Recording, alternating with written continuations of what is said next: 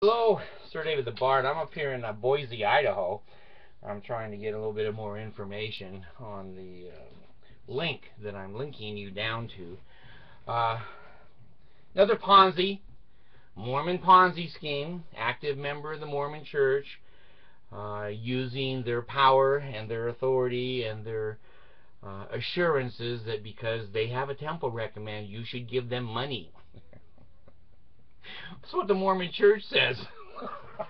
And the people, they just say the same thing. If you've got a temple recommend, you can trust me. Here's a guy.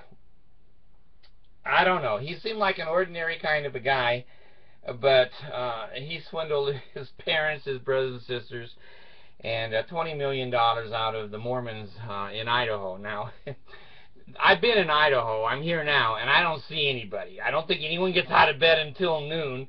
And the three people that live here, one slept in and the other one's on vacation. I see one little guy wandering around. So when you swindle $20 million in Idaho, that's the half of the gross state income. So anyway, this guy took a lot of money from very few people, but it was in the millions. Anyway, the thing that's interesting about this particular article is I want you to take a look at the picture of his house. Now, image is everything to Mormons. You've got to have a new car. You've got to have a new house. You've got to show that you're successful. A poor Mormon is scorned by the Mormon and banished and shunned by the real Mormons, because if you're not rich, you must not be living the gospel, because when you live the gospel, by God, you're rich. And if you're not, you steal the money from the other people, and that's what this guy did.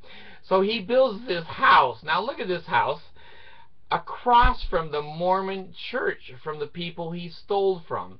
So they come out of the meeting every day and they look across the street and there's his house, and they have to say, this guy's a psychological genius. They have to say, well, God, you must put money with Joe Smith there.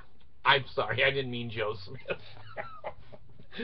Well, maybe I did. Maybe it was Freudian. Because look at his house. God, he's successful. I want to be successful like him. Here, Joe Smith, give me a couple of 14-year-olds. It's all image. It's what it looks like. It's what it looks like. With the Mormons, it's not what it is. But it's what they want you to think it is. So anyway, take a look at his house. Listen to his sob story and his Ponzi scheme. You know, these Mormons would be better off if they just got a real job.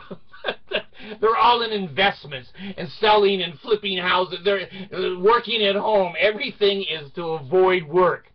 Once you send a 19-year-old boy out on a mission for the Mormon Church in a suit, and he never has to work a day in his life except knock on a few doors and verbalize with people, he's not going to come home and lay bricks or drive a truck. He thinks he's in the corporate world, and when he can't pay his bills, he steals. And that's the name of the Mormon game. So I hope you have health in the navel, marrow in the bones, strength in the loins and in sinews, power in the priesthood be upon me and upon my posterity through all generations of time and throughout all eternity. The Bard's gone.